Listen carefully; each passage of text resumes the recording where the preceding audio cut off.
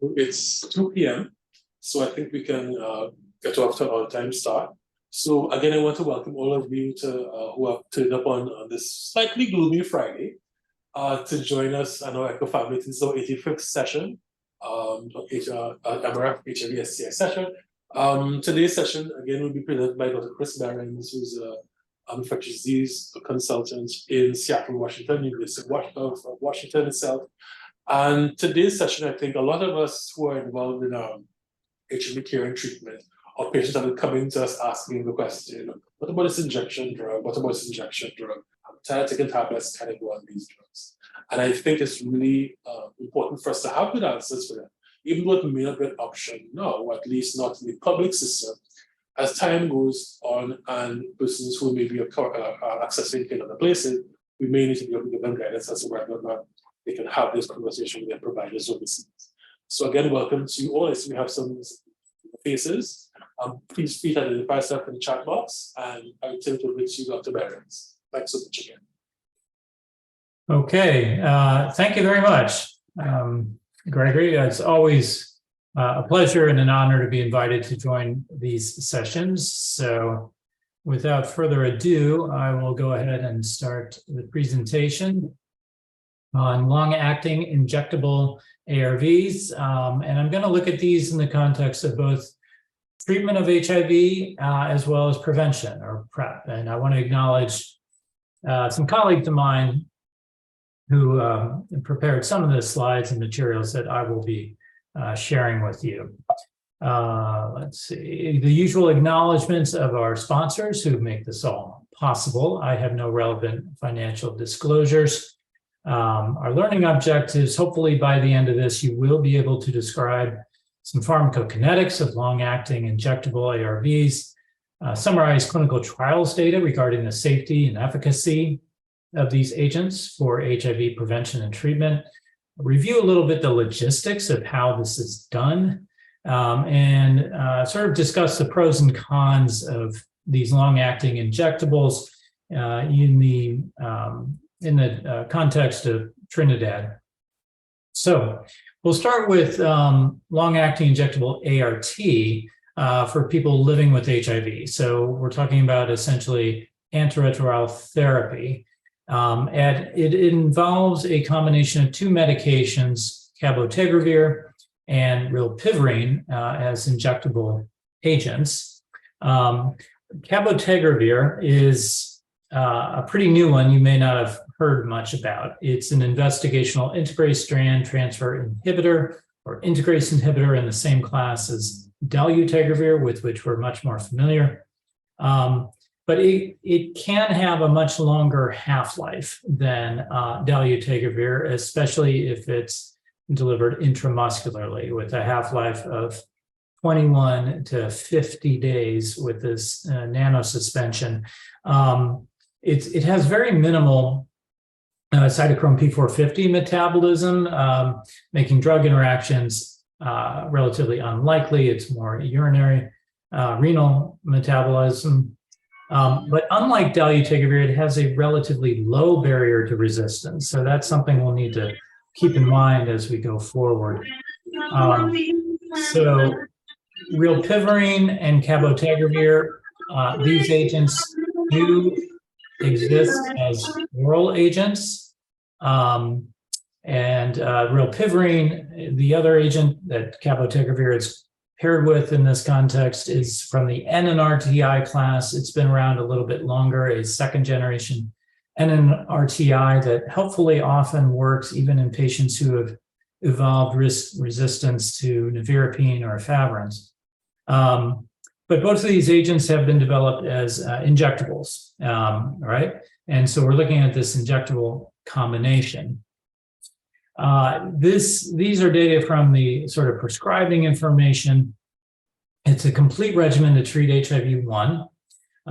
It's for adults and adolescents over 12 years of age who weigh at least 35 kilograms. It's indicated for individuals who are already suppressed on stable ART without a history of treatment failure and with no known or suspected resistance to either of these agents, cabotegravir or rilpivirine.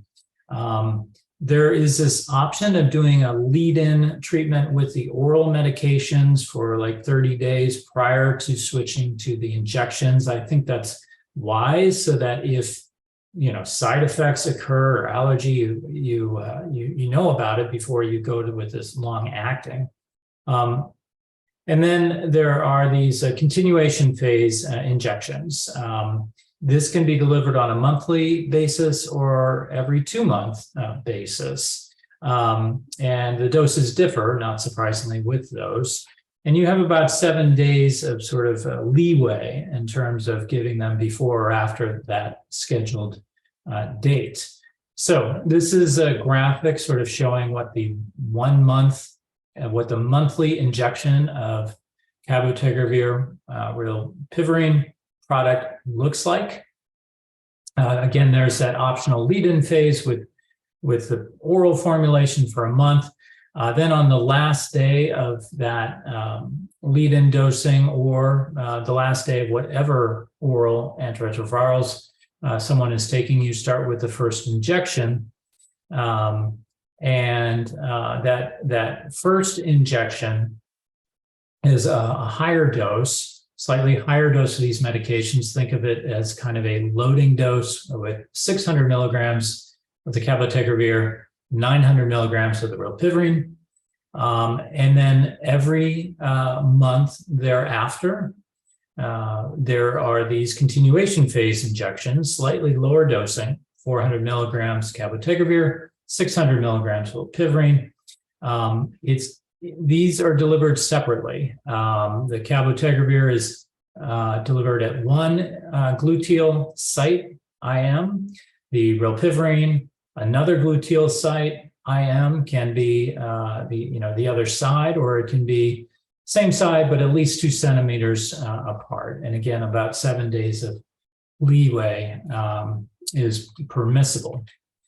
What do we do if somebody has missed a scheduled injection? Well, if it's been, if somebody knows this is going to happen, if they know that they're not going to be able to get that injection within the sort of 7 days leeway period, well, then they can simply take the oral combination, cabotegravir plus rilpivirine, for up to 2 months to replace that missed injection visit, or they can really take any fully suppressive ART regimen until the injections resume.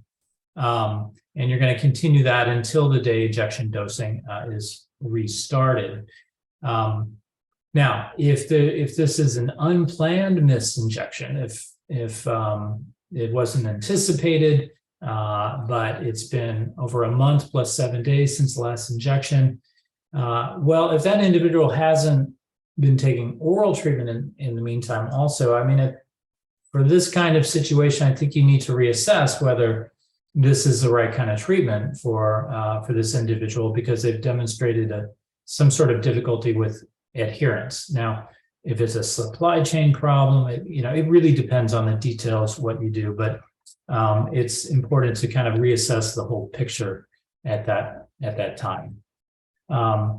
Now, restarting those injection doses after missing the injection, if it's been less than or equal to 2 months since the last injection, you can simply resume with the same sort of continuation phase of dosing, 400 milligrams cabotegravir, 600 of rilpivirine monthly. But if it's been more than 2 months, then you want to sort of restart the whole the whole sequence with that initial loading dose of 600 of cabotegravir, 900 mil rilpivirine, and then follow the sort of monthly maintenance dosing that I described before. So that was the once monthly regimen. The every 2 month injectable regimen, well, it's very similar. There's this optional oral lead-in phase. And then on the last day of that lead-in phase, or the last day of whatever oral antiretroviral therapy this patient may be taking, one gives this same sort of boosting dose or relatively higher dose of cabotegravir and rilpivirine, 600 and 900 milligrams respectively. And then 1 month later, you continue with that same high dose. And that high dose is simply repeated every 2 months. So in a way, it's simpler because it's all the same dosage. The only thing is, that second injection is given just 1 month after starting, and then thereafter, it can be spaced out to every 2 months. Again, if you have to think about, well, what would happen if that 7-day grace period is missed in terms of getting a planned injection. The guidance is very similar. Take oral therapy until you can get back on the injection dosing. But again, if this was not planned and the individual has missed it, well, then we need to reassess if this is an appropriate treatment option. And how exactly how that is restarted really depends on which injection was missed and how long it has been since the last injection. Bottom line is if we miss that, that second dose and it's been less than 2 months, you can simply resume with the standard dosing. But if it's that second dose was missed and it's been more than 2 months, well, then you have to basically restart the whole process. Similar thinking for whether it's been the third injection or later that has been missed. If it's been less than 3 months, simply resume. If it's been more than 3 months, sort of start the whole process over as you did at the very beginning. So hopefully that makes sense. It all has to do with the pharmacokinetics and how much of it remains on board, depending on which injection we're talking about, and how much time has elapsed since that last injection. Okay, it is an option for people to switch from once monthly to twice monthly. Relatively straightforward. If somebody has been on once monthly and now they want to go to the twice monthly, let's say the twice monthly option became available, or they just feel the need to space it out to every 2 months, well, then you simply transition to that higher dose and follow it thereafter. Conversely, if somebody wants to, for whatever reason, go from every 2 months to monthly, very similar, very simple kind of a conversion. You simply go with that lower dose for the monthly injections, and you start that at the time of the switch and continue it on a monthly basis. You don't have to sort of start the whole process as if they were starting from scratch. So what's the evidence supporting the use of these agents? Well, there are a couple studies that I'll review briefly. One is the Atlas study. This was a phase 3 randomized but open label trial. So all the participants knew exactly what they were getting. They had to be at least 18 years of age. They had to be on stable ART for at least 6 months, consisting of a standard 2 NRTIs plus either an integrase inhibitor, PI, or NNRTI, with undetectable HIV, no history of virologic failure, no integrase or NNRTI resistance mutations except for K103N, and no chronic hepatitis B. And so individuals who met those criteria were randomized to this lead-in phase in the active treatment arm. That lead-in was the oral cabotegravir plus rilpivirine, followed by the maintenance phase of 48 weeks of IM cabotegravir and rilpivirine on a monthly basis, whereas the other arm simply continued their same stable oral ART. And so here are the results. At week 48, the virologic responses were actually very similar. There is no statistically significant difference between these two arms. So it essentially fared just as well in either arm. But I think what's important to think about is, well, in those individuals who did fail in the cabotegravir rilpivirine arm, did we see development of resistance to the NNRTI class or to the integrase inhibitor class? Now, there were a few cases that did meet the protocol-defined criteria for genotypic resistance testing among those who failed in the cab rilpivirine arm. And of those 3 individuals, they went back and they found archived evidence of resistance in those 3 individuals to some extent, right? So what's really important is to look at what are the new mutations that evolved, and I've sort of circled those in red. So one individual had the evolution of a new non-nucleoside reverse transcriptase inhibitor mutation, specifically V108I, and another patient had evolution of E138K in NNRTI, and an integrase inhibitor resistance of 155H. And these are potentially significant. They're not very, extremely high level resistance mutations, but they do sort of potentially add to resistance. And example, the 155H can, in concert with other mutations, can reduce susceptibility to, say, dolutegravir. So again, this is where the fact that cabotegravir does not have a really high barrier to resistance makes it a little more vulnerable to the evolution of resistance, potentially. Now, again, these are tiny numbers, but it wasn't a very large trial, and it only went out for 48 weeks. So I think it's an area of legitimate concern, right? In patients who are on this, if they fail, will we be seeing more resistance mutations that might compromise other treatment options?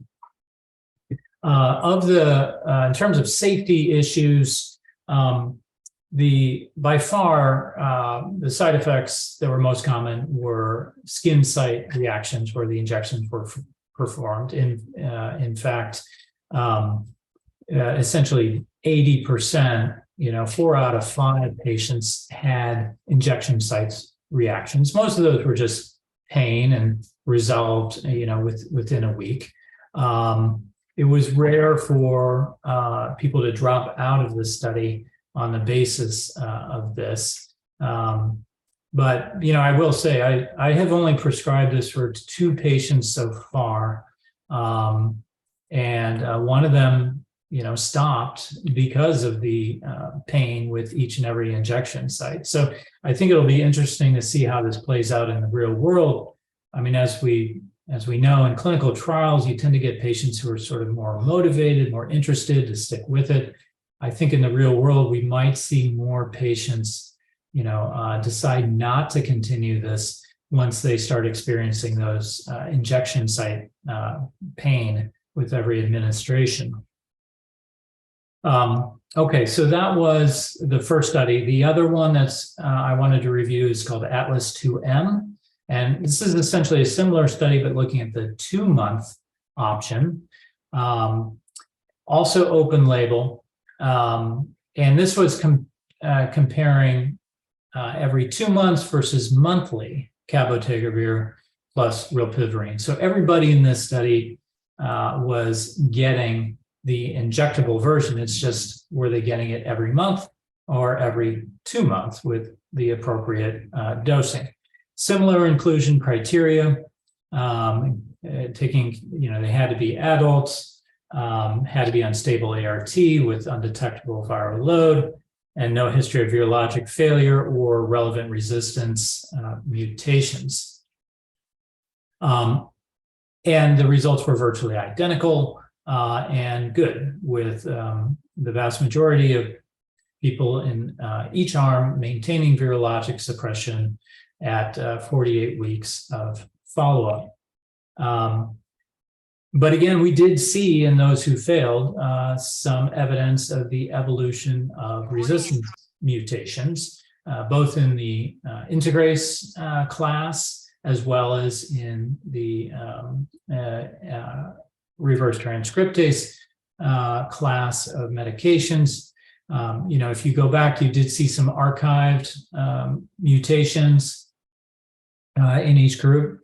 But nevertheless, if you sort of look at these numbers closely, you also see that there was evolution of new integrase inhibitor resistance mutations in 4 patients in the monthly, or I'm sorry, 4 patients in the every other month group and 2 patients in the monthly group.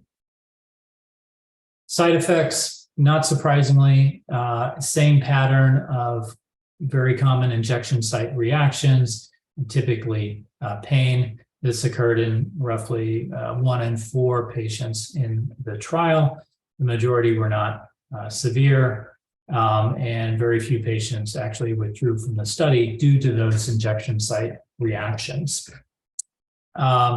So I think there's a fairly solid evidence base that it generally works. Suppression rates are high with this. There's still some concern though, because we do see in those who fail that there can be evolution of resistance to cabotegravir with mutations that could potentially compromise other integrase inhibitors. Similarly, we saw some evolution of mutations in reverse transcriptase that could potentially compromise other NNRTIs. Now, one of the, I think, interest in this idea of long-acting ARVs is that maybe this is a good option for people who really struggle with adherence to daily ART, right? It seems an appropriate target group. If they can't take it every day, give them an injection. They only need to come in every couple of months. And what could we even do this on people who are already failing therapy? Well, the guidelines at this point recommend against that. They are essentially saying, at least guidelines here in the United States, that really this option should be reserved for people who have been able to maintain very good adherence to oral ART, whereas individuals who struggle with adherence or retention in HIV care, this is not an appropriate option. I've seen some small studies and editorials pushing back a little bit against this. I think frankly we need to see more evidence before we start sort of broadening the inclusion criteria to individuals who struggle with adherence. All right. Now, and in terms of checking resistance assays, usually when someone fails treatment and we think about checking resistance, we want to do it within a few weeks of stopping treatment because we're concerned that the relevant mutations may sort of fade and not be picked up by our assay. However, given the very long half-lives of these agents, it's we don't need to be following that guidance. So regardless of time since the last dose, it's worth checking resistance in these individuals. So just to summarize, in terms of ART consisting of these long-acting agents, intramuscular rilpivirine is the first approved long-acting antiretroviral treatment regimen. It's known as Cabenuva here in the United States. That's the brand name. Eligible patients, those on stable oral ART with virologic suppression, no hepatitis B, and no cabotegravir or rilpivirine resistance. They must attend visits every 1 or 2 months for injections administered by a healthcare professional. So this is important. We cannot, this isn't like self-administered insulin or self-administered testosterone. We can't simply have them pick up these vials and give it to themselves at home. They have to come into clinic to have it delivered. To date, the United States, the use of this has been limited. And much of this is honestly due to insurance barriers and logistical barriers. I know we are offering it at the clinic where I work, but it took a long time for us to work out the logistics of, getting these injections scheduled and getting insurance to approve of this. So it's been kind of a slow rollout despite the encouraging clinical trials data. Now, at this point, I'm going to switch to talking about the use of cabotegravir to prevent HIV infection, right? So now we're talking about just the single agent cabotegravir as an injection as HIV PrEP. Again, it exists in an oral form. We don't use it much, but we can use the liquid formulation with a long-acting suspension. It's even with significant renal insufficiency, it's really not a problem. It's not even contraindicated with severe renal deficiency or failure, but increased monitoring for side effects is recommended. It's even okay in dialysis. It can be done in individuals with cirrhosis, although if they've got severe child-pugh class C cirrhosis, is really sort of not exactly known at this time what the safe dose would be. So maybe we need to, at least for now, avoid it in those individuals. This is what it looks like time-wise. There's an optional lead-in phase. I think it's a good idea just so that if there are going to be side effects, we know about it. You start with an initial injection of 600 milligrams of cabotegravir intramuscular, a second injection 4 weeks later, and then thereafter it can be every 8 weeks. So roughly a every 2 month regimen once you get going with it. Now, if people stop taking this, but they still need to be on PrEP, well, then they need to transition to an oral version like Truvada, and that should be started within 2 months of the final cabotegravir injection. This is according to prescribing information.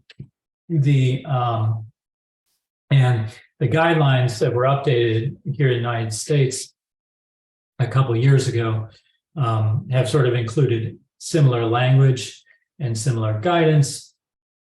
Prescribed Truvada or the TAF version of Truvada within 8 weeks of stopping the IM cabotegravir for individuals who still need ongoing pre-exposure prophylaxis. Baseline laboratory tests that need to be obtained: a viral load within 1 week of starting treatment, the antigen antibody assay as well. So important to note here, we're not just, it's recommended to not just check for, serology to HIV, but also check a viral load because that's more sensitive and will turn positive more quickly. We don't ordinarily do that prior to starting PrEP with oral medications. And STI testing at baseline and follow-up is indicated. Now, interestingly, though, and this is something that is more simple compared to Truvada, we don't need to be checking serum creatinine or hepatitis B serology prior to starting this medication. We don't need to be checking lipid panels or LFTs either, frankly. Okay, now what about monitoring?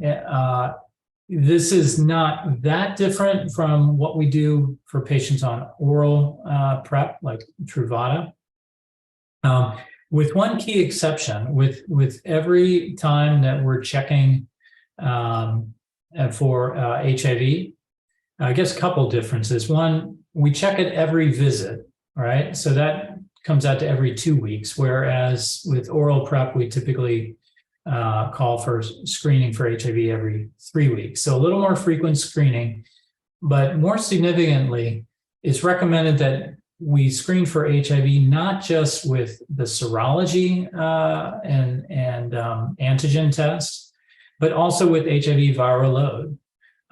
So this adds considerable expense to the monitoring of this because it's not enough to just be looking for HIV with a standard 4th generation assay, we need to actually be performing viral loads here, in addition to the periodic STI screenings. So why are we checking viral loads for people on this? Well, it has to do with this phenomenon that was discovered in people receiving cabotegravir as PrEP, that people can contract HIV while on this, or maybe they, or more often they actually had it at baseline, but it was very, very early and it wasn't picked up. And the cabotegravir is sort of suppressing the conversion to the serologic conversion and the antibody formation that would be picked up by our assays. So individuals who were on cabotegravir long-acting for PrEP and who actually had HIV infection on board were getting missed because they continued to show false negative testing by standard 4th generation assays for antigens and antibodies. Whereas it will, often be picked up with very sensitive HIV viral load testing. We don't want this delay. If this delay in diagnosis occurs, if people with HIV infection are continuing on IM cabotegravir, well, they are at very high risk of evolving and developing mutations to the cabotegravir, which will further compromise not only cabotegravir, but other agents in the integrase inhibitor class. So that in a nutshell is why we have this recommendation to be screening not just with serology, but also with viral load every 2 months for patients who are on this agent. Now, what are the clinical trials data that support this? There's a couple I'll go over. One is HPTN 083. This was actually a double-blind, randomized, multinational trial, a very well-done trial, to look at how effective the IM cabotegravir was compared to a typical daily oral tenofovir emtricitabine or Truvada for HIV PrEP. And this was in men who have sex with men and transgender women, done at 43 global sites for adults who had to have substantial HIV risk, negative for HIV enrollment by both serology and viral load, generally good health, good renal function, no hepatitis B, no hepatitis C, and no recent injection drug use. And so this is what the clinical trials design looked like. And it truly was not only randomized, but blinded. So, even patients who were randomized to the sort of control arm with ongoing oral therapy with tenofovir plus emtricitabine, they would get a placebo injection, every couple of weeks. Or I'm sorry, every 8 weeks. And similarly, those in the active arm with IM cabotegravir would get an oral pill that was a placebo. So nobody knew what they were getting. And this continued on for 3 years before everybody transitioned to simply oral pre-exposure prophylaxis. In terms of baseline characteristics, very well balanced between these two randomized arms, with the vast majority of participants being cisgender men who have sex with men, and various regions, including the United States, Latin America, Asia, and Africa, and about half of the individuals from the United States being Black ethnicity. And these are the results, and they're actually quite impressive. Because there were only 13 infections on follow-up, only 13 individuals who were randomized to the cabotegravir arm acquired HIV infection, as compared to 39 individuals, 3 times as many, who were randomized to the oral Truvada arm. So this is a very substantial difference, highly statistically significant, highly clinical significant, I would argue. As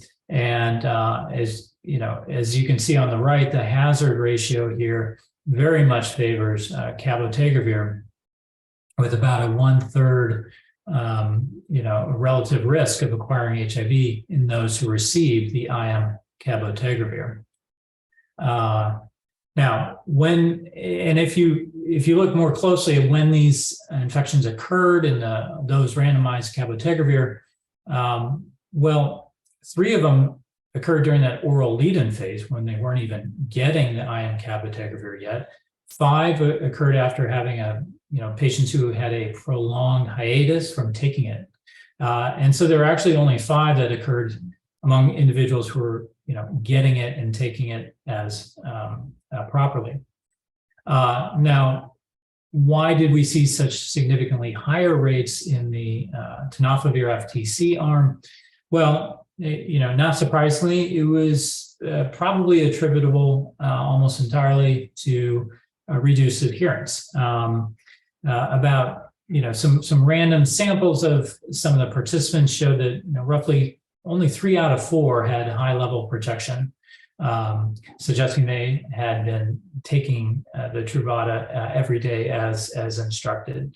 So it's, the effectiveness here from this study is probably all about adherence. And when you get an injection, you don't really have to worry about adherence every day. Injection site reactions, not surprisingly, were common. They were not severe. About 2% chose to discontinue the study due to these reactions. Typically start the day after injection and last a few days thereafter. Now, what about resistance? They found one of the 5 patients who developed, who failed while on the cabotegravir that I mentioned. One of them was discovered to have integrase resistance at baseline because that individual actually had undetected HIV at the time of enrollment.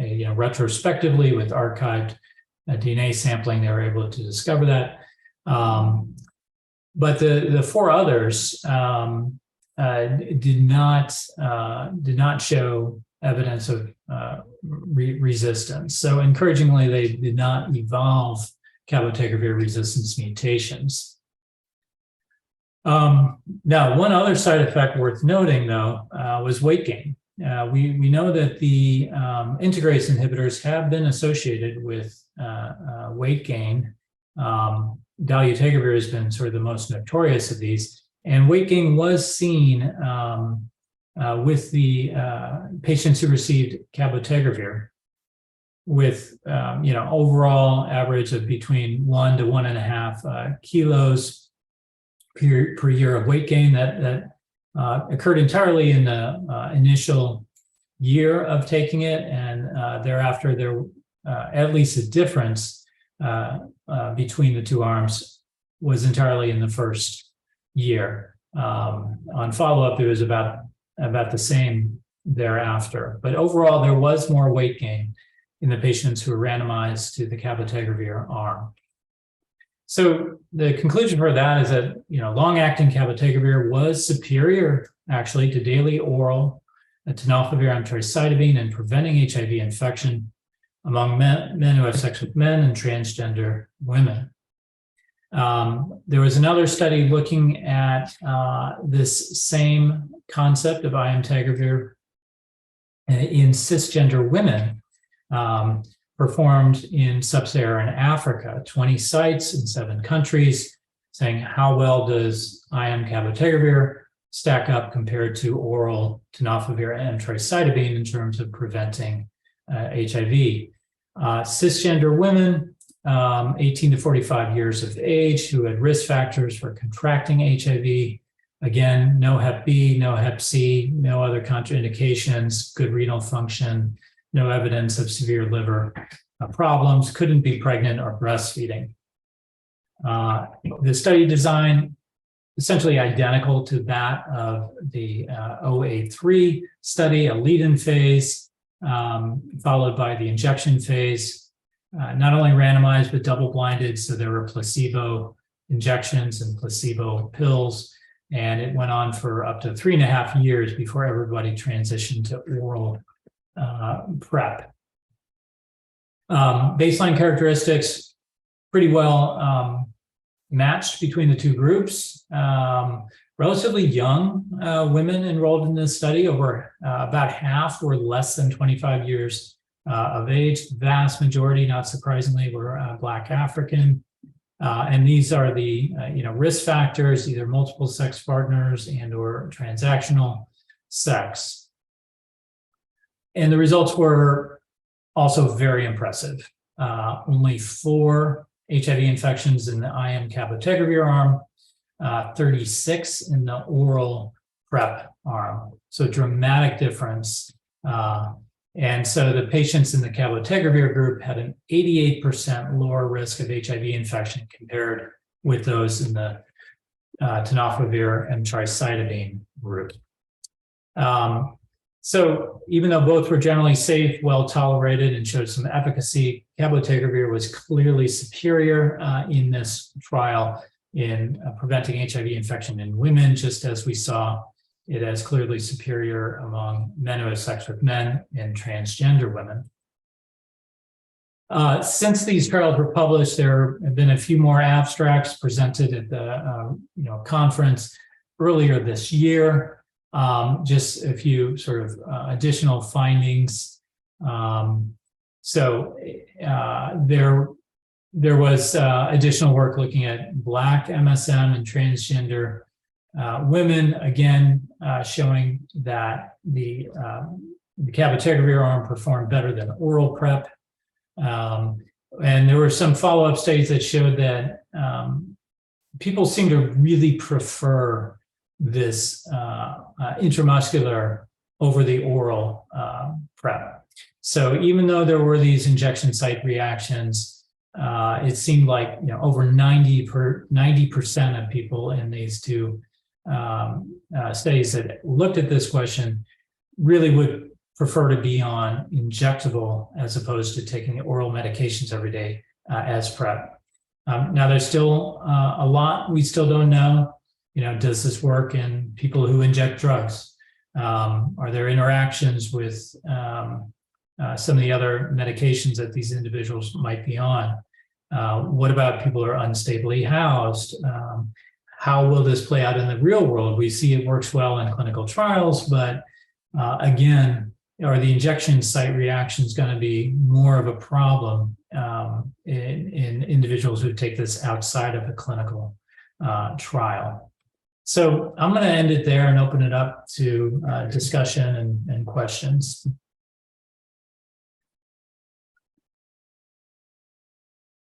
Chris, as usual, a very in-depth and very interesting fact-filled presentation. I always say I have lots of questions, but I don't want to hog the scene. So if anyone has any questions, raise your arm, unmute, or type in the chat box.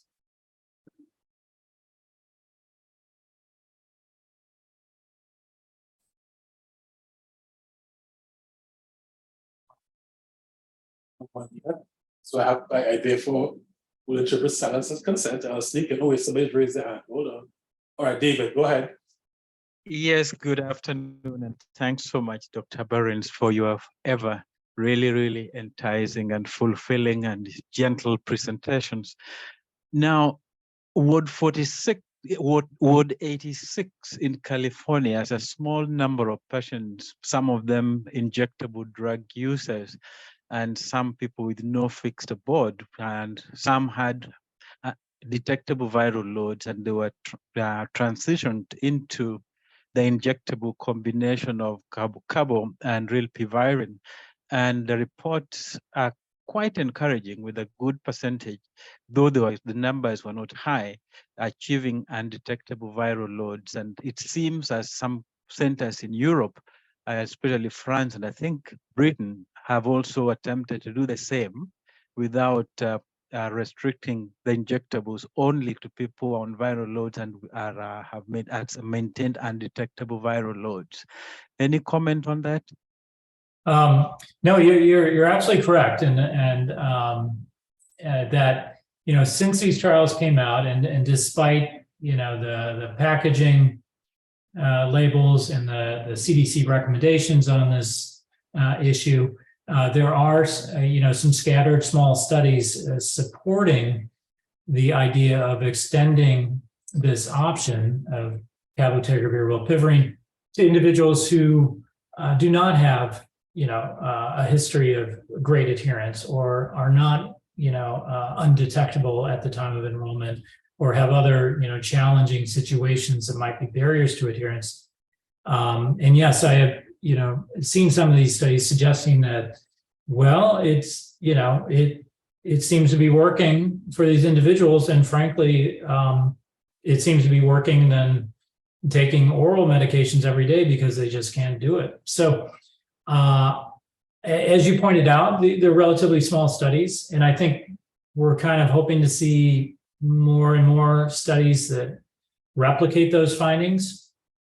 And as we do, I think if we start assuming that ongoing follow-up and additional studies continue to support those initial findings that you cited from Ward 86, then I think we very likely will see use expand, and maybe we'll see the formal guidelines expand the uses as well. So very good point, and I agree. I think there's a lot of hope that this injectable ART could really help a lot of people achieve control for individuals who have not been able to do so with oral medications. And it sort of reminds me of the way we use injectable antipsychotics for many patients with severe mental illness and schizophrenia, that they just can't take the pills every day. But once we get them on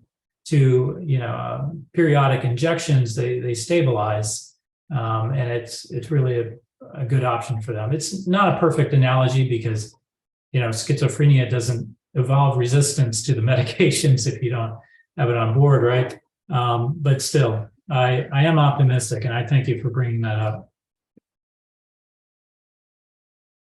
Thanks for that question, David, and thanks for the response, Dr. Behrens. I'll just sneak one in while we wait for other persons to give a couple of questions. In terms of the time after initiation of as prevention, as PrEP, how long after initiation of the oral lead-in are tissue levels considered to be protective, both in MSM and in cisgender women? I know with MSH beaten off of Behrens, it's I think 7 days in cisgender women and shorter in men who have sex with men. Do we have any data on that? So yes, with oral PrEP, the guidance is wait 7 days before you can be confident that that these medications are truly providing protection. I recall seeing some data suggesting that it probably doesn't really take that long, but nevertheless, that is the guidance. With the intramuscular, so let's say somebody doesn't do the oral lead-in phase, goes straight into IM. That's a good question. It's probably there in the package labeling or somewhere in the guidelines. My hunch is it's also 7 days. I mean, the key difference in these medications is just the really long half-life. And frankly, any medication given IM, they typically build up faster, right? So if anything, I would expect with the IM versions that they would have their protective effect sooner than the oral ones, because they bypass that whole GI absorption and distribution issue. They're pretty much circulating in the bloodstream almost immediately. But I don't have an exact answer to you for that question.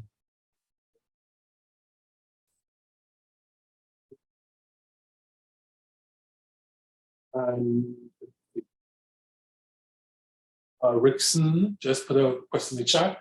Given the current patent on the drug, when the patent expires, other pharmaceutical companies can make the drug and sell it at a cheaper cost, i.e. generic drugs. When this happens, do you imagine that in the future, it will be available for patients to inject themselves at home rather than going to clinic? Great question.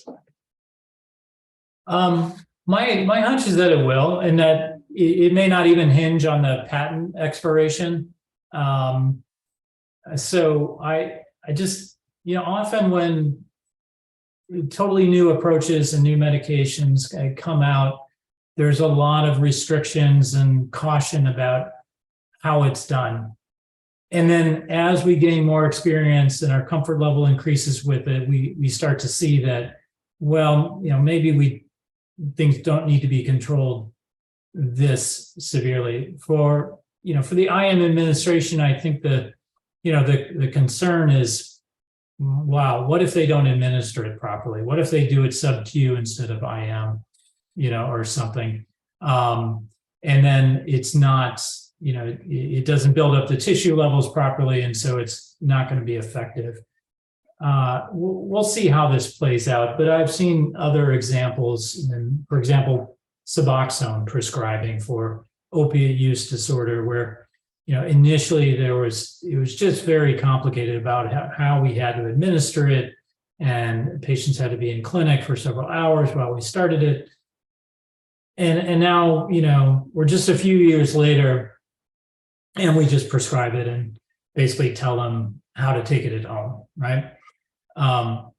So I don't know when, but I do suspect that hopefully we'll get to a time when this can be given, when patients can administer it to themselves. Especially patients who can clearly demonstrate that they can use the proper technique.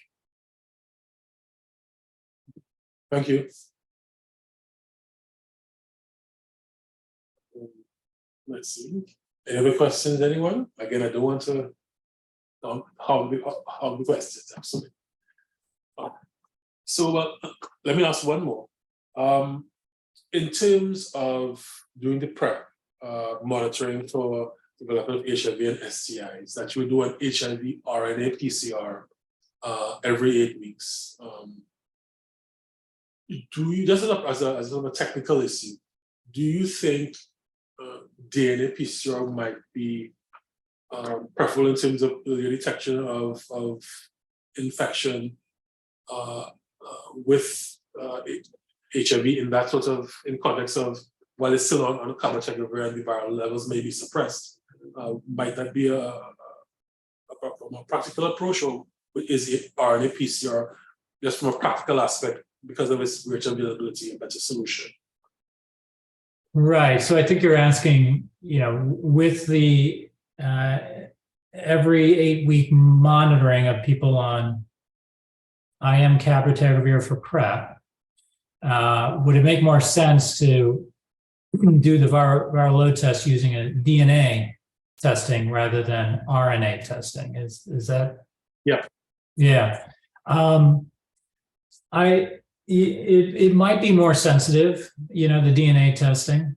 But I think I think you're right. It's the practicality of it. We have much more widespread access to the RNA viral load testing than the DNA, and therefore it's going to be sort of less expensive, quicker turnaround time. I think the turnaround time is going to be important here, because the whole point of doing this is you want to be catching HIV, smoldering HIV infection as soon as you can. I think either one would be fine, but ultimately it's whatever works, whichever one works logistically for you. And I think, the expense might be a big component of that equation as well. All right. Okay, thank you for that. Let's see, quite a few people there. Let's see. I was interested in that you said you only had 2 people on it. And I thought we sort of get the impression, on this side of the Caribbean Sea, that there was a lot of widespread adoption in the US, and it was a popular choice. Is that, but that doesn't seem to be your experience so far. Yeah, and I should point out, I don't actually have two people on it. I prescribed it for two people, and both people stopped due to side effects. One of them was getting headaches, which really wasn't, something that, was described in the clinical trials. And the other one found the injection site reactions to be intolerable. So interestingly, not only have I only prescribed it for two people so far, both of those people sort of dropped out. Now, I do have a few more people that I saw very recently who have expressed interest in starting it. And for those individuals, I've sort of started the process. But it really is kind of a lengthy process of getting this approved by their health insurance, because, this is the sort of tension we deal with here in the United States, since everybody has private medical insurance. Is that, pharmaceutical companies come out with this fancy new treatment and they charge a lot for it, right? The insurance companies look at that cost and say, we don't want to cover it, and we're going to make it as difficult as possible for your patients to actually get this. So it's being marketed to patients, and patients are asking for it, but it took us months and months just to come up with a process to try and make this happen and streamline the getting it approved and getting them into clinic on a regular basis. Because at this point, it does require coming into clinic on a regular basis. You sort of have to have the leeway among your clinical staff, your nurses, to be available to do that too, right? So there is some additional burden involved here in terms of giving these injections on a regular basis. It's not huge, right? So I can only really speak from my experience within the clinic where I work. I don't know whether other clinics are more ahead and are doing this on a more broad basis, but the people who really handle this in our clinic are the clinical pharmacists. They're understaffed and overwhelmed, which is a big part of the reason why it's taken us so long to get this process really going, and why we're having a hard time scaling it up. Okay. Maybe one final question from me. The DHH's guidelines that you referenced spoke to the recommendation that it primarily be prescribed for persons who are well adherent to antiretroviral therapy and well suppressed. As per your analogy, when I heard of the availability of long-acting injection, my first thought went to, again, as the son of a mental health officer, persons who are getting injections for schizophrenia every month, persons who are homeless, where you don't have to come in you don't have to take a tablet every day, let's give this injection. You can actually set up mobile vans and go find them where they are and give them their drugs, and everything's going to be great. So if it is not for this category of patient, then who is it for? Who in your mind is someone who you would think is an ideal candidate, other than their own preference? Is there a patient you would have in mind that, okay, this is the ideal person who I should broach this to and offer as an option? Right. Yeah, good question. Really, it is just the people who have this preference that they prefer not to reduce their pill burden and not have to take a pill every day for this. When I have a lot of patients who ask me about it because they've heard of it, they've seen the marketing and ads for it, and I say, look, this is no more effective. This is not better than the drugs you're currently taking. it's just would be, you know, 1 or 2 less pills a day that you have to take. And for many people, they're, especially those who are already on other meds, they're like, oh, well, whatever, you know, that's, you know, taking 1 or 2 extra pills a day isn't really a big deal for me. So I'm just not very interested. Whereas others, for whatever reason, they just don't like taking pills, and they're willing to come in every couple of months for an injection if it means not having to take those pills. So I don't, you know, at least per the existing recommendations, I don't really have any particular set of patients in mind for whom I think, oh yeah, this is perfect for them, because they have to, you know, already be demonstrating that they're good at taking pills, right? So it's just personal preference at this point. Okay, again, thanks for those wonderful answers. And I think with that, I think we can call this episode to a close. Again, thank you, Dr. Behrens, for shining a light on. I think we've also heard about it and we read a bit about it, but I think it's good to get a real perspective about its use and how it's best applied. And I want to thank everyone who turned out on a cloudy Friday afternoon to join us. Again, for those of you who are here for the first time, welcome. We're here on a regular basis. You will be hopefully joining our mailing list on a WhatsApp group. You can forward your contacts to us. And that's it again from MRF for this 85th session of MRF HIV STI Echo. It's goodbye from me, and we're joined by Amy Masters-Meisman, our General Manager. Thank you for joining us, and all the best for the weekend upcoming. Take care. Take care, everyone. Bye, everyone. Thank you. Bye. Bye, everyone. Thank you. See you, Margarita. It cannot. Thank you, Greg. So if you put the